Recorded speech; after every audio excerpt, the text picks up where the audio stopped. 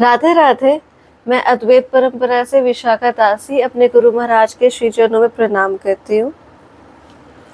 आज हम श्रीमद् भगवत गीता का चैप्टर 1 श्लोक 26 पढ़ेंगे और उसको डिस्कस करेंगे। भगवत गीता चैप्टर 1 कुरुक्षेत्र के युद्ध स्थल में सैन्य निरीक्षण। श्लोक 26। तत्रा पाश्य स्थितान पार्थ पृतनत पितामहान आचार्यान मातुलान भ्रातान पुत्रान पौत्रान सखे स्थिता सशुरान सुहर्षेव सैन्योरुभयोरपि। अर्जुन ने वहां पर दोनों पक्षों की सेनाओं के मध्य में अपने चाचा ताऊओं, पितामहों, गुरुओं, मामाओं, भाइयों, पुत्रों, पौत्रों, मित्रों, ससुरों और शुभ चिंतकों को भी देखा। तात्पर्य: अर्जुन युद्ध भूमि में अपने सभी संबंधियों को देख सका।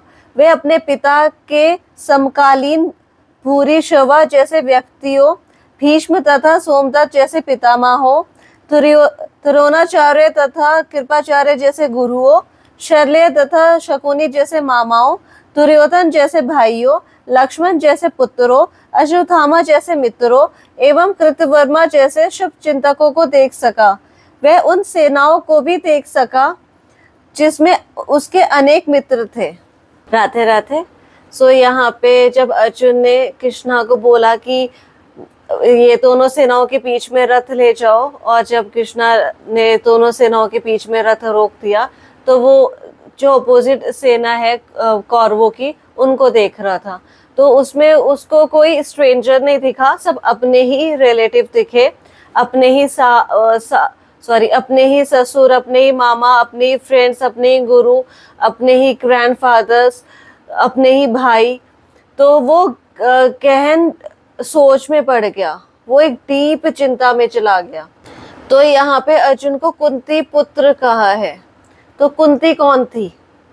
कुंती जो कृष्णा है उनके फादर जो है वसुदेव, उनकी बहन का नाम है, जो बिफोर मैरिज उनका नाम प्रथा था।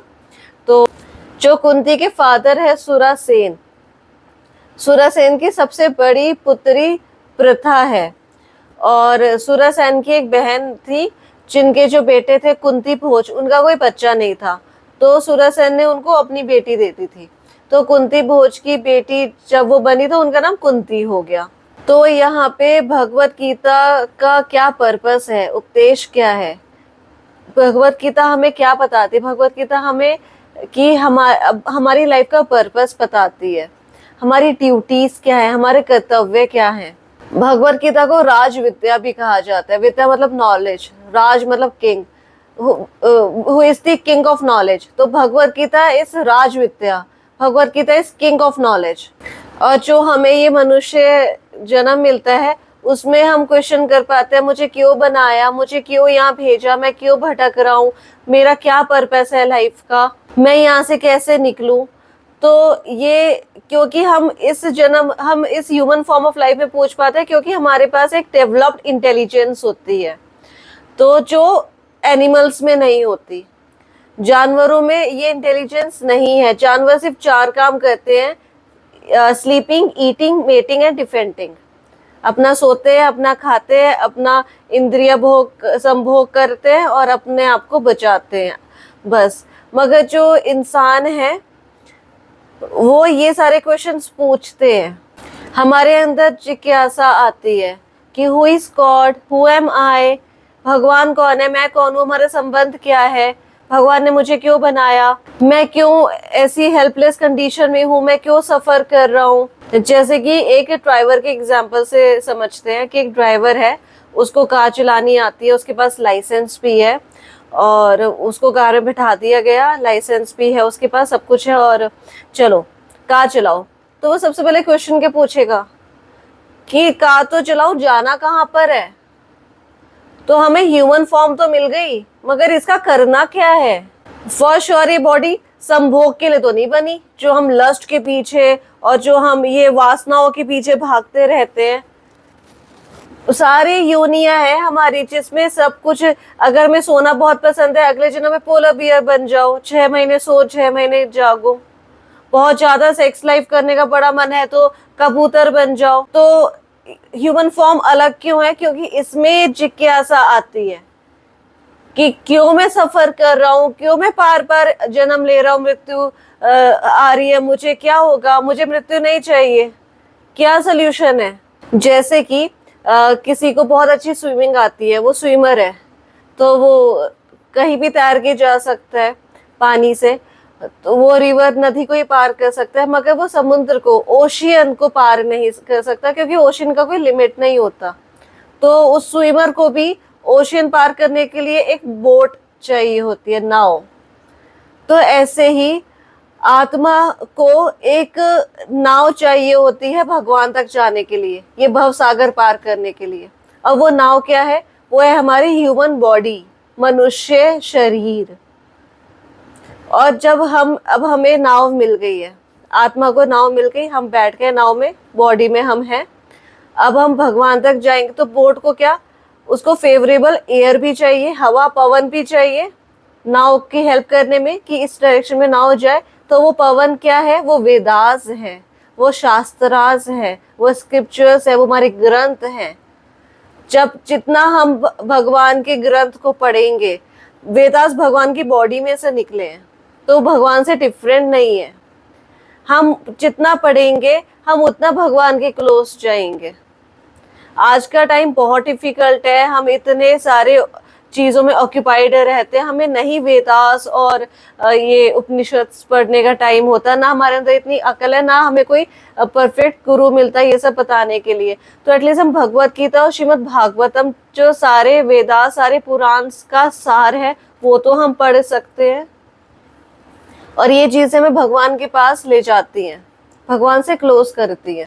तो हम इस शरीर को, ये जो हमारा मनुष्य देह है, या तो हम इसको नाव, बोट बना सकते हैं, या हम इसको पिंजरा बना सकते हैं। Either make it a cage और अ बोट। तो जैसे पिंजरे में एक चिड़िया रहती है, वो पिंजरे में कैद है, वो बेचारी फिर तड़प तड़प के अंदर ही मर जाती है। तो ऐसी आत्मा है, उसको एक ह्यूमन बॉडी तो मिल गई। अब उस बॉडी को या तो हम पिंजरा बना के रखे, पिंजरा कैसे कि ऊपर ऊपर का बॉडी देके जाए, इसको ही संवारने में और इसका ही सब कुछ करते जाए काम। आत्मा अपने आप के बारे में ना सोचे, या फिर हम अपने बारे में सोचे, अपनी बॉडी को, ठीक है इसके थोड़े नीड्स होते हैं, थोड़ा टाइम इसको सोना होता है, थोड़ा टाइम इसको खाना भी होता है, थोड़ा टाइम हर चीज की उसकी नीड होती है, मगर अपने बारे में तो सोचे हम आत्मा है। और जब हम उसको नाव की तरह यूज करेंगे कि हाँ अब मुझे ये ह्यूमन बॉडी मिल गई, पता नहीं अब कब मिले या ना मिले, तो मैं चलो भगवान के बारे में पढ़ता हूँ, या मैं भगवान से क्लोज जाता हूँ, या मैं भक्तों का संग करता हूँ। जैसे कि भगवत गीता में शरीर को बोला गया है कि आत्मा शरीर ऐसे बदलती है जैसे वो कपड़े बदलती है, ये ऐसे बॉडीज चेंज करती है जैसे वो क्लोथ्स को चेंज करती है। कभी येलो कलर के कपड़े पहन लिए, कभी व्हाइट कलर के कपड़े पहन लिए, कभी शर्ट पहन ली, कभी सूट पहन लिया, कभी कोट पहन लिया। तो ऐसे तो कपड़ों में और हमारे में फर्क होता है, तो ऐसे ही आत्मा और शरीर में भी फर्क होता है। वो ऐसे अपने कर्मों के हिसाब से अपने शरीर बदलती रहती है जैसे वो कपड़े बदल रही है। जैसे कि एक कार चलाने के लिए इम्पोर्टेंट क्या होता है? कार अगर हमने ले ली, अब उसको चलाना है तो क्या इम्पोर्टेंट है? सबसे पहले उसको पेट्रोल चाहिए, पेट्रोल होगा कार में तभी वो स्टार्ट होगी, तभी चलेगी। और इससे भी बड़ा क्या चीज है कि जो ड्राइवर है, जो कार चला रहा है, उसको खाना भी तो चाहिए। ड्राइवर भूखा प्यासा होगा तो वो कार चला पाएगा? जैसे हम कार हायर करते हैं और हम जाते हैं, चलो हम कहते हैं चलो चलते हैं कहीं मनाली हिल स्टेशन घूम के आए, तो हम जाते हैं और कार में पेट्रोल पूरा डलवा दिया जी, फिर हम गए, फिर हम जो ड्राइवर होता है, हम 2-3 डेज का स्टे करते हैं वहां पे। फिर ड्राइवर को हम कहते हैं चलो भैया ये 2-3 दिन का खाने का पैसे ले लो, खाते रहो अपना, फिर हम अपना आके हम अपना वापस चले जाएंगे घर। अगर हम उसको पैसे ना दे और ड्राइवर के पास भी पैसे ना रहे, वो 2-3 दिन में कितना कमजोर हो जाएगा, वो क्या वापस हमें ला पाएगा हमारे डेस्टिनेशन पे? क्या वो तो मर ही जाएगा भूखे प्यास के मारे। तो ऐसे ही कार को पेट्रोल भी चाहिए, प्लस कार में जो ड्राइवर है उसको खाना भी चाहिए। ऐसे ही जो हमारा शरीर है, इसको भी खाना पीना, कपड़े दो, इसको थोड़ा खाना पीना भी ये सब चाहिए। मगर जो इस शरीर के अंदर आत्मा बैठी है उसको भी तो खाना चाहिए। और आत्मा का खाना क्या होता है? चैंटिंग, भगवान का नाम लेना, भगवान के बारे में सुनना, भगवान के बारे में कुछ पढ़ना। क्योंकि आत्मा को खाना नहीं मिल पाता, हम पूरे टाइम शरीर को ही शरीर में पेट्रोल डालते रहते हैं, हम शरीर में इसको ही कुछ कुछ टेंटिंग पेंटिंग इसकी करते रहते हैं हम, और आत्मा को हमने ऐसे ही छोड़ा हुआ है। इसलिए हम फ्रस्ट्रेट रहते हैं, इसलिए हम डिप्रेशंस में जा रहे हैं, इसलिए हम हमेशा कलेशों में रहते हैं, क्योंकि आत्मा फ्रस्ट्रेट है, वो भूखी है, उसको वो खुश नहीं है। जैसे कि हम कहते हैं कि मुझे ये प्रॉब्लम है जी, मुझे वो प्रॉब्लम है, कोई भी आते हैं सबको अपनी अपनी प्रॉब्लम्स होती हैं। मुझे ये प्रॉब्लम है, मुझे वो प्रॉब्लम है। कोई कहता है जी मुझे मेरा पति खराब है, मेरे बच्चे खराब है, ये है वो है, कोई सबकी अपनी प्रॉब्लम है। बट रियल प्रॉब्लम क्या है? जो रियल प्रॉब्लम होती है, रियल प्रॉब्लम का मतलब a problem common to all, जो सबको लगी हुई है, वो प्रॉब्लम क्या है? वो प्रॉब्लम है मृत्यु। सबको मृत्यु लगी हुई है, सब मर रहे हैं, सब मरेंगे। कोई ये नहीं कह सकता नहीं नहीं मैं नहीं मरूंगा, या मुझे मरना नहीं है, मुझे मरने का शौक नहीं है। यू कैन नॉट अवॉइड, आप उसको अवॉइड ही नहीं कर सकते। जी मैंने आंखें बंद कर ली, मुझे मृत्यु नहीं आएगी, आएगी। आंखें बंद करो, कुछ ही बंद करो। हम कभी नहीं चाहते हम मरे। क्या कभी हम बैठ के सोचते हैं जब मैं मरूंगा, जब मैं मर रहा हूँगा, मैं कैसा लग रहा हूँगा, मुझे कैसा फील हो रहा होगा, मैं जब मर रहा हूँगा तो क्या हो रहा होगा वहां पे? हम क्या कहते हैं? Negative thoughts. नहीं नहीं, no negativity, you are so negative. क्या मरने मराने की बातें कर रहे हो? कुछ पॉजिटिव बातें करो। तो पॉजिटिव बात करने से क्या आप नहीं मरोगे? या मौत आएगी नहीं? रावण था, वो कितना पावरफुल था कि उसने देवी देवता को जीत रखा था, स्वर्ग पे भी उसका वो स्वर्ग को भी जीत लिया था उसने। और जो उसका सिंहासन था उसके पाए से उसने काल को बांधा हुआ था। और जो उसकी सभा थी, जो सारे ये प्लैनेट्स होते हैं, शनि राहु केतु, ये सब उसने बांधे हुए थे अपनी सभा में। इतना पावरफुल, उसको वरदान मिल रखा था ब्रह्मा से, कभी नहीं मरोगे, अमर हो तुम। फिर भी मरा ना। कौन अमर हुआ है? हिरण्यकश्यपु। लास्ट वीडियो में बताया था कैसे मरा था वो, कितने सारे वरदान लिए हुए थे।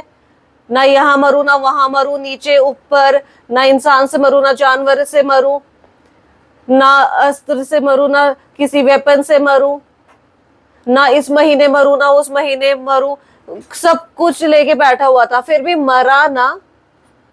तो मृत्यु तो आनी है। ये जो 4 प्रॉब्लम्स है लाइफ की, जन्म मृत्यु जरा व्याधि, ये कॉमन प्रॉब्लम है सबकी। इस पे डिस्कशन होना चाहिए, ना कि मेरी सास बुरी है जी मेरा तो बेटा निकम्मा निकला। ये प्रॉब्लम्स है। प्रॉब्लम्स तो ये हैं, जन्म मृत्यु जरा व्याधि, ये इन प्रॉब्लम्स पे डिस्कशन होनी चाहिए। इनसे कैसे निकले? जब जन्म होता है हमारा तो वो कितना पेनफुल होता है कि हम 9 महीने माँ के गर्भ में उल्टे पड़े होते हैं, उल्टे लटके होते हैं। प्लस जब हम कैसे भी अंदर हमें कीड़े मकोड़े खा रहे होते हैं, फ्लैश को नोच रहे होते हैं, माँ जो भी खट्टा पुट्टा खा रही होती है, तीखा खा रही होती है, मेरी फ्लैश पे लग रहा होता है, उसके हम माँ के स्टूल के साथ, उसके यूरिन के साथ पड़े होते हैं। और कैसे भी करके वहां से निकलते हैं कि भगवान प्लीज मुझे यहाँ से निकालो। और जब निकलते हैं ना, वो इतना पेनफुल एक्सपीरियंस होता है कि हमें नीचे से जब निकल रहे होते हैं कि बाहर आते ही ना एकदम चुप हो जाता है बच्चा, फिर उसको चाटा लगाया जाता है कि रो रो यहाँ पे। जब उसको थोड़ी सांस आती है वो रोने लग जाता है। इतना पेनफुल एक्सपीरियंस हमारा बर्थ के टाइम पे होता है। फिर मौत आती है। मौत कितनी पेनफुल होती है? 40,000 बिच्छुओं के काटने का पेन अलग हो रहा होता है। हमारे जो भी हमने इकट्ठा करा है पूरे जीवन में वो अलग से जा रहा होता है। वो एक कर्मों की पिक्चर अलग से दिखाई दे रही होती है। फिर वो यमदूत इतने सुंदर सुंदर आके हमें मार मार के ले जा रहे होते हैं, वो अलग से प्रोसेस हो रहा होता है। फिर वहां हेल में जाके जो सफरिंग्स हमें मिलती हैं, एक एक कर्मों का एक एक हिसाब हमें वहां पे चुकाना पड़ता है। और जरा, जरा मतलब डिजीज। बीमारियां तो हर बीमारी तो लगती हैं आजकल, तो वैसे इतनी अच्छी अच्छी बीमारियां, अलग अलग बीमारियां भी आगे। कोरोना का भी नाम नहीं सुना था, कभी कुछ पता ही नहीं था क्या है, चलते फिरते कोरोना हो गया, मर गए, भगवान का कभी नाम ही नहीं लिया, कभी सुना ही नहीं। आजकल ऐसी बीमारियों के साथ साथ मेंटल डिजीज भी कितनी हो रही है, मेंटल डिसऑर्डर हो रहे हैं, साइकोलॉजिकल डिजीजेस हो रही हैं, उनसे कैसे बचे। और फिर व्याधि, व्याधि means old age. Old age की अपनी प्रॉब्लम्स होती हैं। ओल्ड एज से कोई नहीं बच सकता। आप जितना जिम कर लो, आप जितना मेकअप लगा लो, जितना कॉस्मेटिक यूज कर लो, जितनी प्लास्टिक सर्जरीज करवा लो, ओल्ड एज तो आनी है। और ओल्ड एज के साथ जो भी तकलीफें आती है कि हड्डियों में पेन हो रहा है, आंखें कमजोर हो गई, मुंह का स्वाद चला गया, कानों से कम सुनने लगा, तो इन चीजों को हम अवॉइड नहीं कर सकते। ये 4 प्रॉब्लम्स लगी हुई है हमारे साथ, but at the same time Krishna ने भगवत गीता में प्रॉमिस कर रखा है अपने भक्तों को कि मैं अपने भक्तों के 4 चीज आने नहीं दूंगा, उनको जन्म मृत्यु जरा व्याधि नहीं आएंगी। तो अब कोई ये बोले कि भगवान के भक्तों को मतलब उनका जन्म नहीं होगा, उनकी मृत्यु नहीं होगी, वो अमर हो जाएंगे, उनको कोई डिजीज नहीं होगी। हम तो देखते हैं कि भक्तों को भी डायबिटीज होती है, भक्तों को भी बीमारियां लगी होती हैं, या भक्त कभी बूढ़े ही नहीं होंगे, वो हमेशा जवान रहेंगे क्या। तो भगवान का मतलब क्या है कि भगवान का ये मतलब है कि मेरे भक्त को कभी जन्म नहीं होगा। जन्म इन द सेंस कि ये लास्ट है आपका, इसके बाद आपको स्पिरिचुअल बॉडी मिलेगी, भगवान की तरह बॉडी मिलेगी, सच्चिदानंद। सच्चिदानंद बॉडी में कोई दुख नहीं है, सिर्फ आनंद है, कोई मृत्यु नहीं है वहां पे। और वो सच्चिदानंद बॉडी कभी बूढ़ी नहीं होती, उसको कोई तकलीफ नहीं आती, और वो हमेशा ब्लिस में रहती है, हमेशा आनंद में रहती है। फिर भगवान कहते हैं मेरे भक्तों को कभी मृत्यु नहीं आएगी। तो ऐसा नहीं है कि भगवान के भक्त अमर हो गए जी, अब मैं भगवान का भक्त हूं, मैं अमर ही हूं, मैं कभी नहीं मरूंगा, ऐसा नहीं होता। मृत्यु का मतलब है कि भगवान के भक्तों को जो मृत्यु पे तकलीफें होती हैं वो नहीं होंगी। कैसे आत्मा शरीर से निकल जाएगी और उसको स्पिरिचुअल बॉडी मिलेगी और भगवान से जाके मिलेगी, वो ये होता है। जैसे कि हम सुनते हैं कि अभी वृंदावन में कोई डिवोटी है, उन्होंने शरीर छोड़ा था, तो जब उन्होंने शरीर छोड़ा तो ऐसे स्माइल के साथ छोड़ा। तो वैसे हम क्या देखते हैं, जब भी कोई मरता है तो उसकी आंखें फटी रह जाती हैं या उसका मुंह खुला रह जाता है। हम डेड बॉडीज को कभी देखो तो उन कितने भयानक भयानक शक्लें होती है डेड बॉडीज की। कभी डेड बॉडी देखे स्माइलिंग करते हुए मर रही है, क्योंकि मौत ही भयानक होती है। मौत एक डेंजरस एक्सपीरियंस है, बहुत भयानक एक्सपीरियंस है वो। उसमें कौन इतनी सफरिंग्स हो रही होंगी, कौन स्माइल करेगा। भक्तों को देखो, पीछे अभी सुनने में आया था एक भक्त थे, वो शरीर छोड़ रहे थे और कीर्तन हो रहा था, और एकदम वो शरीर जब एंड पे थे बिल्कुल अपने, और वो ऐसे स्माइल करने लग गए। तो पूछा कि कौन आए हैं, क्या हुआ बताओ कौन आए हैं। तो ऐसे स्माइल, इतनी लंबी स्माइल हो गई उनकी। फिर पूछा बताओ बताओ करके, कृष्णा आए हैं। तो ही वाज लाइक, एंड वो बस स्माइल कर रहे हैं। कौन? गौरांग आए हैं, गौरांग महाप्रभु आए हैं। एंड ही वाज स्माइलिंग, और उन्होंने ऐसे सर हिलाया। कौन आए? प्रभुपाद आए हैं, और उन्होंने ऐसे करा, और फिर स्माइल करते करते अपने शरीर को छोड़ दिया। इतनी अच्छी मौत देखी है कभी? तो कृष्णा यही तो बोलते हैं कि मैं अपने भक्तों को मौत नहीं देता, इसका मतलब मैं अपने भक्तों को ऐसी सफरिंग्स नहीं देता। उनके भक्तों के लिए मरना भी एक सेलिब्रेशन है कि वो भगवान से मिल गए। ये जो हम पूरी भक्ति कर रहे हैं ना, हम उसी पल के लिए कर रहे हैं, भगवान से मिलने के लिए। भगवान से कब मिलेंगे? जब इस बॉडी से निकलेंगे। ये बॉडी तो वैसे ही पाप में है, सारे पाप तो हम इस बॉडी से कर ही चुके हैं ऑलमोस्ट अभी तक।